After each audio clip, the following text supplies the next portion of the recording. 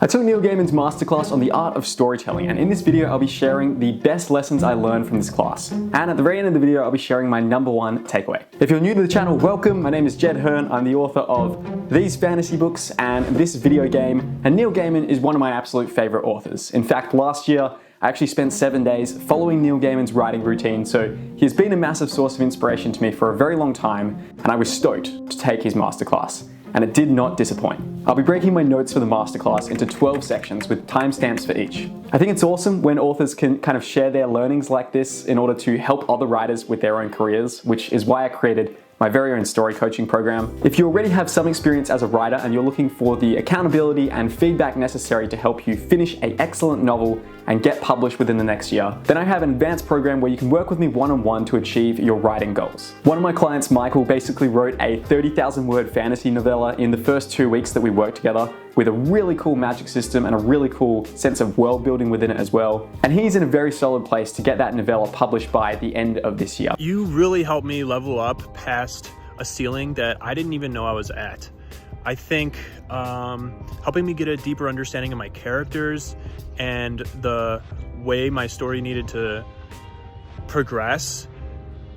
I have learned more as a writer in the past 2 months than I did in 2 years trying to push myself alone. You can apply using the link in the description down below, and if I think you're a good fit, we'll get on a free call where we can discuss your writing and the details of the program. Now, let's get into the best lessons I learned from Neil Gaiman's masterclass.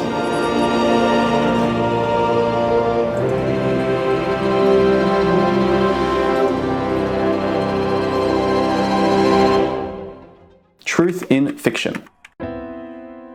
Stories are fundamentally lies, Neil Gaiman says. Yet they are perhaps the most useful tool to better understand the human condition. We are using lies. We're using memorable lies.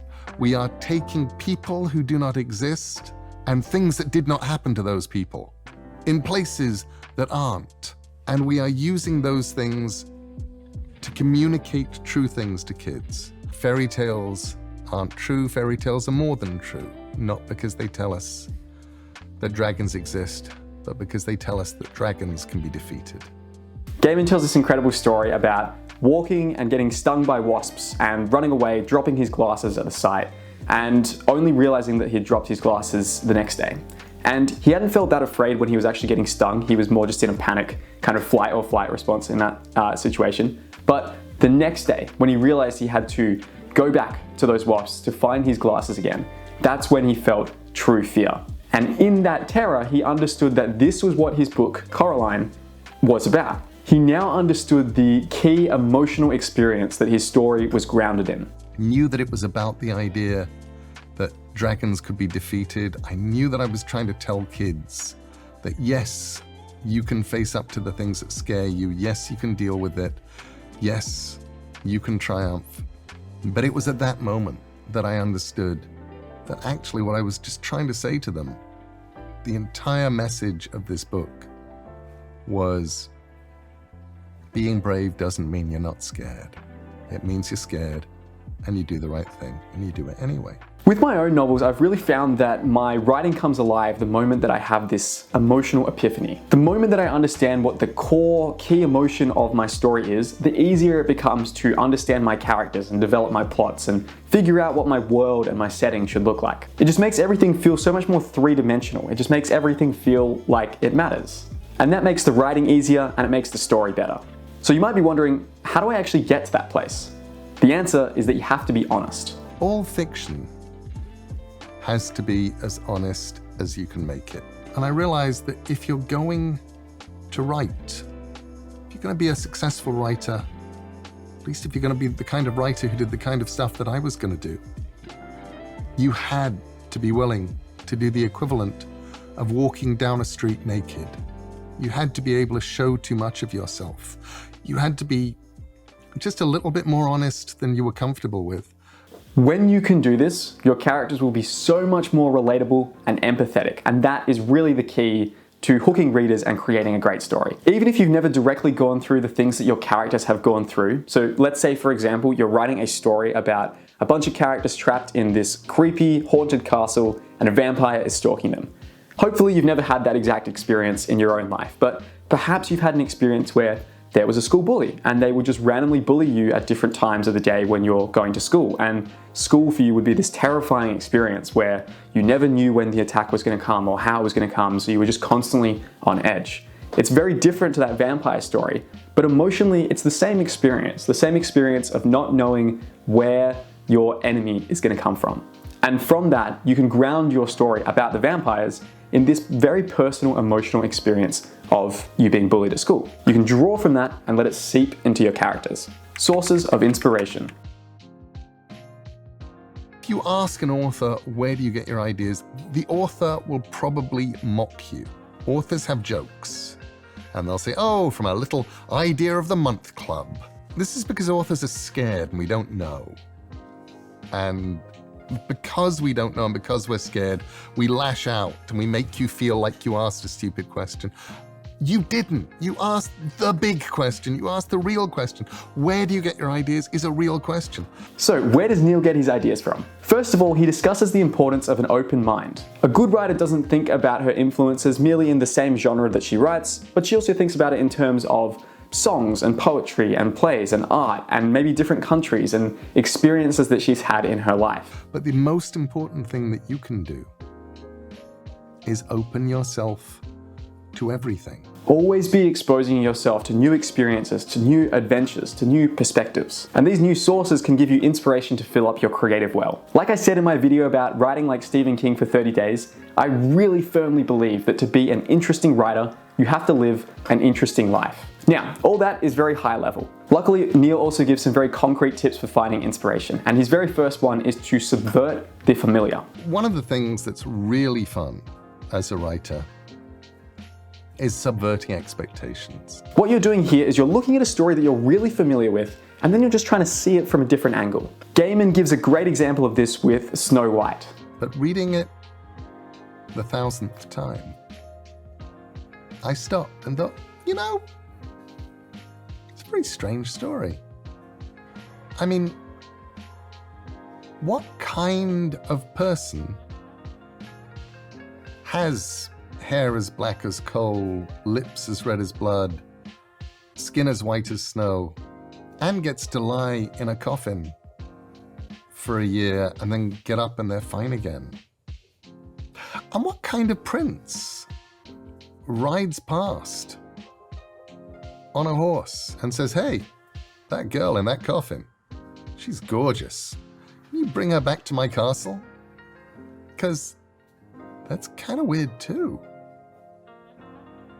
And all of a sudden, I'm looking at something which is a story that I've looked at 1,000 times, as if I've never seen it before. And I'm going, well, this, if you view it from over here, you're telling a story about a vampire princess and a necrophile prince. I love this example. I really think Neil is the best modern fairy tale writer out there. So seeing how he kind of draws from these familiar tales and then changes and warps them through his own lens is really, really cool. His next tip is to make up stories with the people around you. I highly recommend train carriages, underground carriages, bus journeys, anything where you have a bunch of disparate people that you don't know. Then look at them. Throw all of you into a situation you've never been in before and start wondering, well, okay, what would this person do? I had a massive smile when he talked about this because it's something I've been doing for years. Just the other day, I was out for dinner with my parents and we were at the beach and there was a guy sitting out on the beach, just at a table on the sand, looking out into the sunset. Very grizzled guy, like gruff, kind of almost looked like ex-military type with an eye patch. And just looking at him, I couldn't stop my mind from racing and thinking about what was his story? Like, how did he come to sit here? What is he thinking about? What's he planning to do next? People are so much more interesting and strange and more unlikely than anything that you could make up. Finding your voice.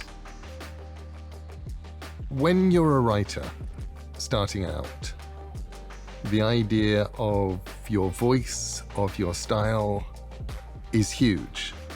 You want to know what your voice is. You don't really know. Neil says that style is actually the things that you're doing wrong. It's the little imperfections, the little ticks you have that make your story unique and interesting. That a writer's voice, which is huge, which is important, which is actually the thing that the reader responds to more than anything else, at the end of the day, is a result of getting to the point where you discover this is what you sound like. When you start out as a writer, it's so tempting to be stressed about your voice and about your style. I know a lot of new writers feel this pressure to understand what their voice is, to create this unique tone for their writing, but I would almost argue this is a waste of time. For me, style isn't something that you actively create. It's something that you organically discover through the process of just writing and producing a ton of work. And I think that's actually quite liberating to know if you are a new writer. Chuck Jones said, you have 1 million bad drawings in your pencil, and your job as an artist is to get them out so the good ones can follow. And I think as a writer, and especially as a young writer, your job is to get the bad words out, the bad sentences out, the stories that aren't any good yet. And you don't ever get them out going, I'm going to write a really bad story now. I just have to get this out. You think it's a great story. You think it's a great idea. You think it's good at least. But the most important, and it may be, but the most important thing is just you get it out. When I was 15 and I was starting out on my very first book, I heard this idea that you need to write 1 million words to become a good author. Maybe that would have depressed some people, but it actually really motivated me. It made me realize that this was a skill, and just like practicing a sport or a musical instrument, it was something that I could get better with, as long as I was willing to stick around and keep putting in the reps. And after you've written 10,000 words, 30,000 words, 60,000 words, 150,000 words, 1 million words, you will have your voice, because your voice is the stuff you can't help doing. Oh, and if you're curious, after doing this for about 10 years, I'm 25 now, I started my first book when I was 15, I've just recently passed the 1 million word mark with my own writing. And you can see that there's a lot of novels here that didn't make it, or at least haven't made it yet. And that's okay. I actually hope that it can inspire you to see how long I had to slog away at this thing to finally get some results. But the most important thing is just writing, and you finish things if you can. I have, up in my attic, probably 100, 200 first pages, first 2 pages, maybe even the first 3 pages of things I wrote between the ages of 16 and 20. It wasn't until I was probably about 20, maybe 21, that I realized that actually I had to start finishing them. And at that point,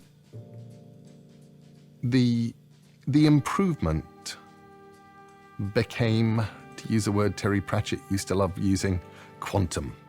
You learn more from finishing a failure than you do from writing a success. Developing the story. So how do you turn your ideas into a great story? Neil starts by saying that your first aim, maybe the most important thing you should be trying to do, is simply focusing on creating a story that gets readers to keep turning the pages and doesn't leave them feeling cheated at the end. And then what happened? And those words, I think, are the most important words there are for a storyteller. So anything you can do to keep people turning the pages is legitimate. The main thing that you have to do is to care. Because if you don't care what happened, nobody else will.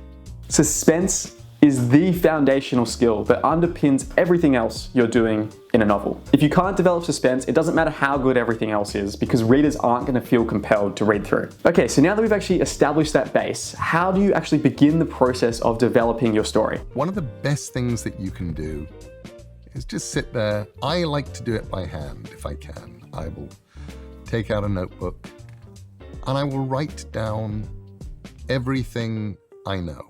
This is not an essay for people to read.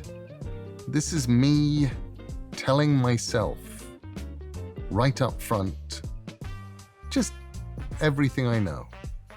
The process of writing is a really important one, because even in the process of writing anything simple, your mind starts to notice connections.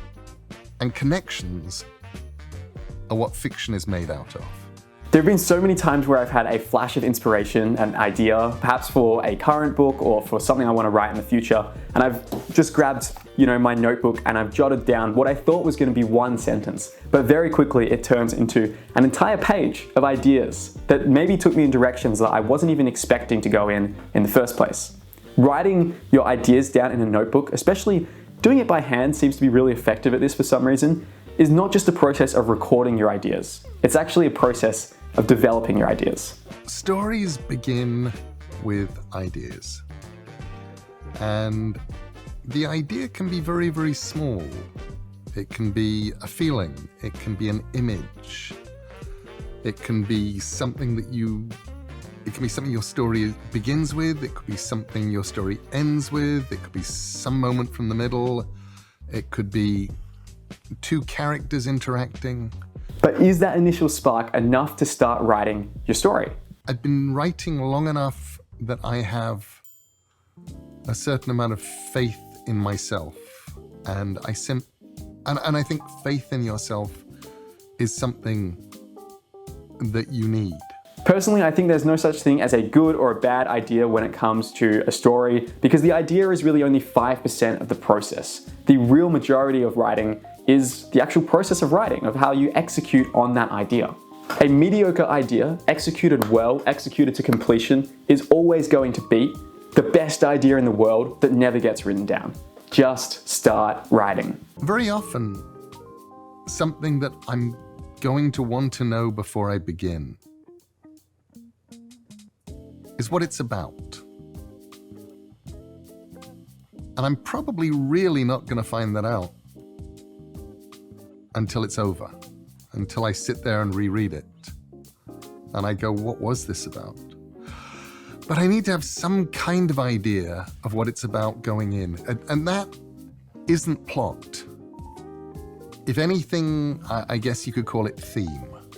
For me, the moment when my story really unlocks is when I discover the theme. I define theme as a moral argument about the correct way to exist in the world. So I wouldn't call something like love or death my theme. I would actually define theme in terms of a sentence like the following. Redemption is possible through sacrificing the self for an ideology that is bigger than your own desires. And in fact, that is the very theme for my space fantasy novel, Across the Broken Stars. I actually had that theme written down on this one-page document that I kept next to me the entire time I was writing this book, so that I was constantly reminding myself that is what this story is about. Go give it a read if you want to see how I explored that idea. So here's Neil discussing the theme for Neverwhere, which is this story about a subterranean, shadowy world set beneath London called London Below. I was just going, okay, I want this to be about the people who fall through the cracks.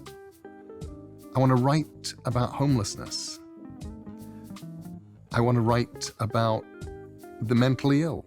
And I want to do that in a way that anybody reading it is going to enjoy it. Theme shouldn't be about preaching to readers. It should be about exploring an idea you're passionate about from all different sides and angles. The last thing Neil says in this session is the importance of giving your characters clearly defined wants and desires. It's the only question that opens the door to what do you do next. If you get stuck, you can ask yourself what your characters want. And that is like a flashlight. It shines a light on the road ahead and lets you move forward. He gives a very good practical example of how you can do this to actually generate plot. Just have two of your best characters and have them figure out what they want. And have them want things that are mutually exclusive. And then set them off on their quest. This is funny because it's exactly what I've done for my current novel, Kingdom of Dragons, which I am editing the second draft of at the moment. The story is set in this magical military academy for dragon riders, and my two protagonists are called Rovan and Zora. Rovan comes from this foreign country and he despises the dragon riders because a dragon killed his best friend. So he's stolen a dragon egg and he has infiltrated the academy as a dragon rider to try to destroy it from the inside. Meanwhile, Zora hates the country that Rovan is from because their emperor killed her father. And so she's joined the Dragon Rider Academy to get her vengeance. But throughout the story, Rovan and Zora grow closer together and they start to actually become friends, which leads to all sorts of interesting conflict and tension throughout the narrative. And you know that only one of them can have the thing, whatever the thing that they want is. If they succeed, the other one fails, and vice versa. Short stories. Neil says that short stories were really useful for him starting out. In the beginning, they were a great way to begin to learn my craft as a writer. The hardest thing to do as a young writer is to finish something, and that was what I was learning how to do. Short stories give you this very rapid feedback loop, which is so essential to leveling up quickly when you are starting out as a writer. It's actually something that I mentioned in my video about how to achieve your writing goals this year. When it comes to actually writing short stories, Neil has kind of 3 foundational principles that he uses. The first idea he got from Roger Zelazny, who says that you should imagine your short story as the last chapter of a novel. He said, all of my best short stories are the last chapter of a novel I didn't write. And I loved that. I really took that to heart. Because when you're writing short fiction, what you want, whether it's true or not, is to feel like these characters didn't just start to exist the moment the story began. You want to know they've all been in existence all along. And now we are at the point of heightened emotion. His second principle is that only one thing has to happen in your short story. A short story really only has to be about one thing. And then his third and final tip for short stories is that the fewer words you can use, the better. The first place that I start is just with the idea that instead of being paid by the word, I am paying by the word. To sum up his attitude towards short stories, I think Neil really sees them as a fantastic place to quickly increase your skill as a writer and to develop your craft, which is how I see them as well. Short fiction is a fantastic place to learn your craft as a writer. Dialogue and character. So people talk, when writing fiction, about character, and they talk about dialogue, and they talk about them as if they're 2 different things. And they are 2 different things, but they're 2 different things that actually amount to the same thing. And they're like the 2 legs that a character needs in order to walk. Neil sees dialogue and character as these interwoven concepts. For him, figuring out how someone talks is actually the best pathway into understanding that character. Because dialogue is character. The way that somebody talks, what they say, how they say it, is character. So how do you actually write good dialogue that develops character? Neil shares 6 key ideas to help you write better dialogue that develops your characters. The first is to practice compression and economy. When he was younger, Neil Gaiman used to be a journalist, and he would often record on his little recording device, 10,000 word interviews with various people that he then had to figure out how to compress and kind of shrink down to a 2,000 to 3,000 word article while still retaining the kind of speech patterns and the style of the person that he was interviewing. And it was that economy that actually, I think, looking back on it, that was the most useful thing for going out there and writing fiction. The second idea is to listen to your characters. The process of writing good dialogue is a listening process. Your job as a writer is to figure out what your characters are saying. Not on the surface level up here, but rather what is hidden beneath, what is unspoken, the subtext of your character's words. Understand this subtext and your dialogue up here will become far more compelling. The third idea is to trust your characters. Characters, if you are writing them, become part of you and become separate from you at the same time. You have to know your characters well enough to know, would they do this? And sometimes they won't. And at that point, mostly I'll trust them. This is maybe tricky to wrap your head around if you're a new writer, but it's incredibly important to know what your characters want and to not force them down a path that they won't naturally want to pursue. The fourth idea is to find the part of yourself that is the character. You are going into yourself, and you have to not be afraid of yourself. You have to be willing, if you're writing a murderer, if you're writing a bad person, to go and find that part of you. that is the bad person. The fifth idea is to do just enough research. You're also going to need to write about people you don't know. You're going to need to write about people from cultures you don't know. You're going to write about people with professions you do not understand. And for them, my advice to anybody starting out is just go find them, go talk to them. However, he also warns against using research as a way to procrastinate on writing. You don't want to be trapped in the vortex of research at the expense of actually producing your novel. The sixth and last idea is to give your characters funny hats. When you have a lot of characters wandering around, you need to help your reader. You need to just give your reader a hand. And one of the ways that I've always liked to do that is what I call funny hats. By funny hats, I don't actually literally mean you have a character wear a funny hat. What I do mean is you give your character something that makes that character different from every other character in the book. You want readers to easily distinguish characters from each other. That's basically what he's saying here. World building. The joy of world building in fiction is honestly the joy of getting to play God. Neil's first tip is to smuggle in details from your own life. The urge is to take places from fiction. Look at the world outside your window. Get out there onto the streets. Look at places. Think about the places that you've been, and then change them. Make them bigger. Make them smaller. What would that school be like if it covered an entire city? What would that school be like if it was an island? What would that school be like if it was floating in the sky?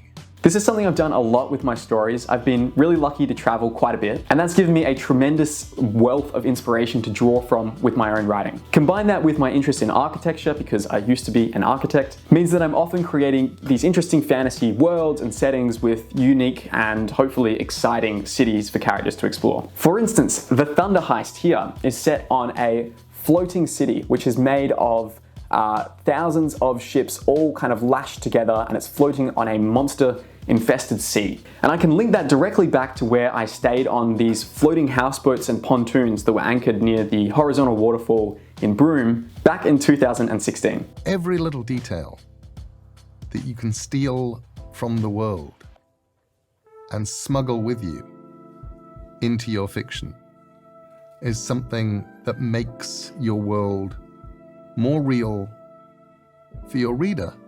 Neil's next idea is that moments of reality create credibility. Anything you can say that makes them feel real, that buttresses them, that gives credibility, you then assume that the author could tell you everything else. It goes off in all directions, but that one little moment of reality, that one thing that seems to be absolutely true, gives credence and gives credibility to all of the things that you don't say. Like Brandon Sanderson mentioned in his writing lectures, it's all about going deep on one specific aspect of your world. So for example, you might really figure out the nuances of your world's weather patterns. Then this actually gives you more freedom to be vaguer with the other parts, and readers will just assume that even though you're not describing them in the same detail, you know the same amount of detail and depth as you do with your weather patterns. Neil's next idea is to research using real-world locations. Before I started writing the Graveyard book, I visited a lot of graveyards, and I knew that I needed things from graveyards, so I needed to go and look at them. So my world building exercise was just visiting graveyards, visiting Stoke Newington graveyard, Abney Park, which had a glorious sort of ruined chapel in the middle, and looking at that chapel and going, right, I'm going to have you. You're in my story. And wherever I would go, I would just visit the local graveyard and see if there was a little thing that I could take and put into the graveyard that was in my head. Descriptions. Maybe one of Neil's biggest strengths is his lyrical, evocative prose. He has this real knack for describing things in unexpected and delightful ways. So I was really excited to see what his advice would be like for actually describing things in a novel. The words are the most important things that we have. The words are what we're doing everything with. His advice for writing descriptions comes to 3 main points. The first is to tell readers as much as you like. I do not hold with anybody who says no exposition, no description. You describe what needs to be described.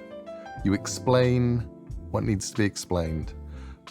You are God. When you are writing, you are absolutely in charge. You can do whatever you like. The thing is, sometimes it's easy to tell people, hey, this is just what it is. And then you just get on with telling your story. There's no reason to show, don't tell, whatever that actually means. When you want to tell somebody what a city looks like, tell them. There are no rules other than tell a great story, tell it as best you can. His next tip is to focus on one memorable and specific detail. Quite often, there's not much need to describe things that people are familiar with, like how a character's hair might look, or how a dragon might look if you're writing fantasy. These are things that people tend to know. But what Neil tries to do is something else. So what I'll try and tell them while I'm describing is what makes this a little different. What makes this memorable? So in my own book about dragons, Kingdom of Dragons, I assume that most readers know what a fantasy dragon looks like. So instead of describing kind of the whole beast, I just focus on really one specific detail. For example, Zora's dragon Dapple has these kind of black scales that scar his back. And that's kind of an interesting detail that I zoom into and describe. It can be a fairly small image, but it can be a tree that looks like a clutching hand trying to grab the clouds. And suddenly you know why that tree is different to all the other trees. And it evokes emotion. And that's the other lovely thing that you can do if you can with description, is do more than one thing at the same time. His last tip is to appeal to the senses. When you're writing a description, the most important thing is to find something. Find one thing that is memorable, one thing that's important, one thing that's different. And then look at that using a sense. Writers tend to overemphasize sight and sound, and really a lot of new writers tend to not use many descriptions that use smell, taste, or touch, which is a shame because those 3 senses can sometimes be the most evocative and interesting senses to explore in a moment. You need to invoke whatever is going to be strongest. Genre. Mastering genre is all about knowing what readers expect from your story. Look at it from a perspective of reader expectations. What are they coming to this for? What will they feel cheated if they do not get? Once you figure out your genre, whether that's fantasy or sci-fi or romance or thriller or crime or something else, then go ahead and list the expectations readers might have of this genre. Reader expectations are a lovely thing to play with. I find the TV Tropes website a actually fantastic resource for kind of figuring this out. For example, if I was to write a noir story, I can look up the noir page on TV Tropes and I can see what kind of standard characters and plots and settings one might associate with this genre. And then once I've done that, I can decide which ones to accept, which ones to ignore, and which ones to subvert. Tropes are neither good or bad. I think a lot of people try to signal their intelligence and their critical credentials by looking down on tropes, but tropes are really just tools. And like any tool, they can be used for good or they can be used for bad. It all depends on what you want to do with your story. You don't actually ever have to give people the thing they want in the way they're expecting it. I actually always like it if you give them what they want in a way that they're not expecting. The important point though is that it's always good to know what the rules are before you break them. Dealing with writer's block. People love to talk about writer's block, and they love to talk about writer's block because it sounds fancy, it sounds like a real thing. It also sounds like something that you can do nothing about. And that, of course, isn't true. I think writer's block is a myth.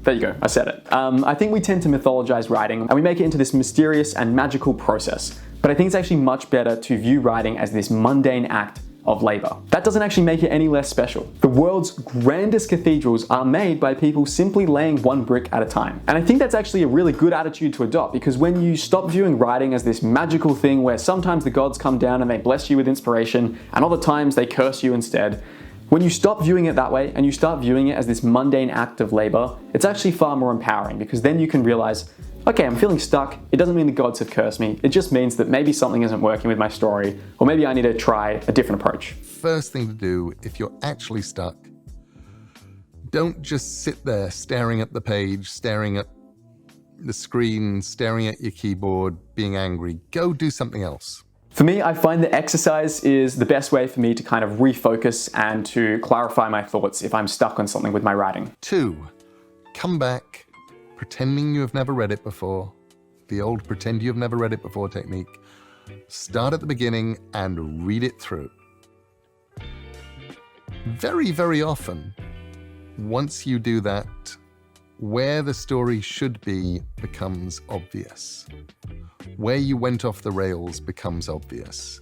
And you did go off the rails. The problem is always earlier. The problem's always earlier than the place where, the car goes off the road and now you're stuck there. I've always seen writer's block as a sign that something isn't working with my story. So in this sense, it's actually a really useful signal to tell you that you need to change something. Nobody but you ever gets to read your first draft.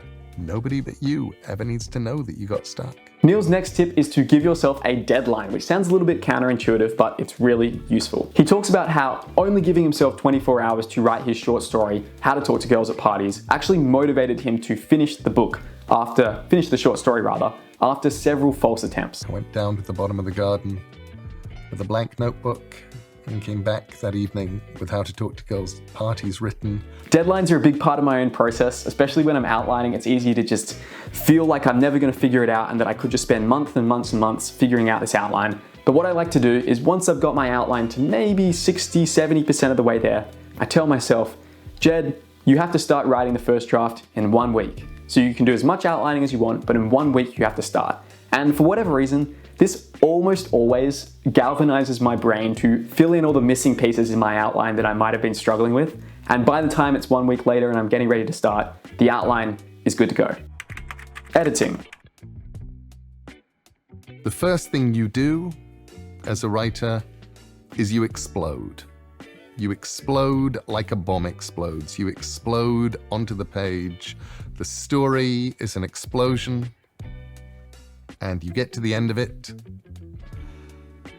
And once it's done, then you get to walk around it, and you get to look at the shrapnel and the damage it did, and you get to see who died, and you get to see how it worked.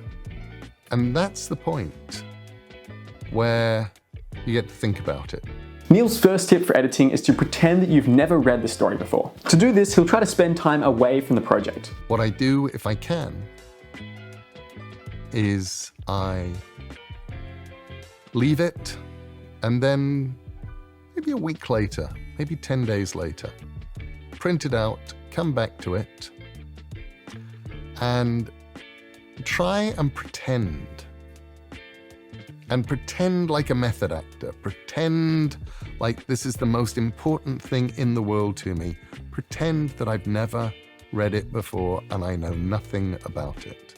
One of the things I really love in my story coaching program is the ability to give super detailed feedback on my clients' stories. And that's been super useful for sharpening my own eye as a writer and an editor. I had one moment where I read 3 pieces by 3 different clients and they were all making the exact same mistake where their prose was too abstract and not concrete enough. So seeing these patterns between it is really useful for kind of sharpening my own writing abilities and reminding myself not to make these same mistakes. I will make notes in the margin of anything that doesn't work for me as a reader. And you try and pretend that you as a writer and you as a reader are 2 different people. Neil's next tip is to ask yourself, what was this actually about? And that's the most important question that you can ask yourself. Because the difference between what you're going to do in the first draft and the second draft can often be tiny. But it's the most important draft, is getting to that second draft. And the question, what is this about, is what gets you from the first draft to the second draft.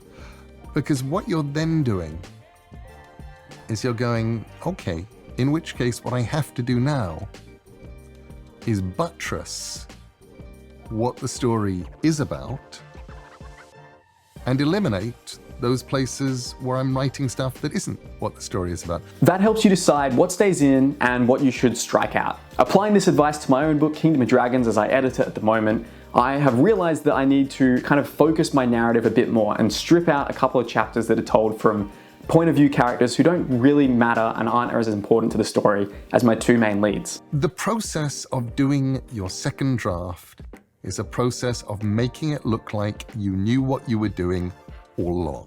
Neil's next tip is to take feedback wisely. When people tell you that something doesn't work for them, that they're right, it doesn't work for them. And that is incredibly important information. You also have to remember that when people tell you what they think is wrong and how you should fix it, that they're almost always wrong. This is really important when you're getting feedback from beta readers rather than professional editors. Professional editors, generally speaking, they know what they're doing. They probably will be prescriptive with their advice and it's good to follow it. But when you're just getting feedback from general readers, I think it's really useful to just focus on asking them the following 4 questions. What was awesome? What was boring? What was confusing? What didn't you believe? Big shout out to Mary Robinette Cowell for coming up with those questions. My biggest takeaway. All right, that has been awesome to be able to share these notes from Neil Gaiman's class with you. Now, let's get to my number 1 biggest takeaway from all 5 hours of his lectures. And I think it would have to be Neil's mindset when it comes to rejection. You are always going to be rejected. As a writer, you're always going to be rejected, and that's basically healthy. You need the humility enough to know that you don't know yet. And on the other, you need an arrogance that is normally only seen in sort of 7-year-old boys. You need that conviction that you are brilliant, that this is brilliant, that this is the greatest idea that anybody's ever had, and that by writing it, you will set the world on fire. Because that is the thing, that is the engine that is going to get you through the stuff that actually needs to be written. Especially when you start out, getting this balance right is supremely important. Neil then goes on to say that there are really only 2 ways to deal with rejection as a writer. One of which is you go down, you get sad, you put the thing away, you stop writing, you go and get a real job, go and do something else.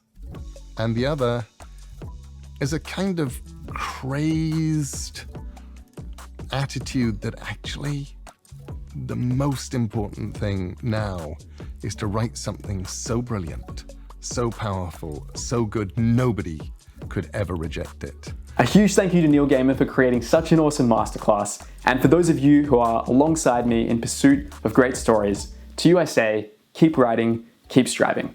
I'll see you in the next video. Cheers.